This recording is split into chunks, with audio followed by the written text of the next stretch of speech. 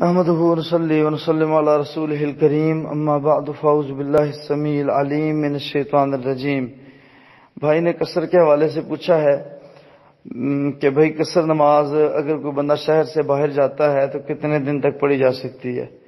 اگر تو کوئی شخص کام کے سلسلے میں شہر سے باہر جاتا ہے اور اس کو کنفرم ہی نہیں ہے کہ میں نے 3 دن لینا ہے، 5 دن لینا ہے، 7 دن لینا ہے، 10 دن لینا ہے، اور وہ رہ رہا ہے اور اس کو یہ ہے کہ میرا کام ہو گیا تو میں نکل جانا ہے اور میرا کام بہت جلد ہونے والا ہے، یعنی کہ اس کو کنفرم نہیں ہے کہ اس کے رہنا کتنے دن ہے وہاں پہ، تو ایسی صورت میں وہ وہاں پہ قصر ہی نماز ادا کرے گا۔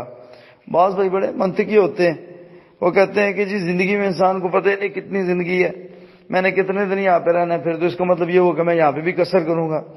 تو بھائی ایسے نہیں ہے، مسئلے کی روح سے دیکھنا چاہیے۔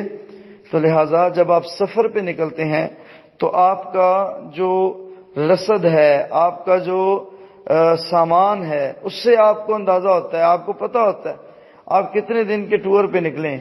تو لہٰذا اگر آپ کو آگے جا کے اگلے شہر میں فائنل نہیں ہو رہا، آپ کا کام پھنسا ہوا ہے، تو پھر آپ اس پہ قصر نماز پڑھ سکتے ہیں جتنی دیر بھی آپ ادھر رہیں۔ لیکن اگر آپ کو پتہ ہے کہ آپ کا وہاں پہ رکنا، اسٹے کرنا 10 دن ہے، تو پھر آپ اس میں مکمل نماز ادا کریں، ٹھیک ہے؟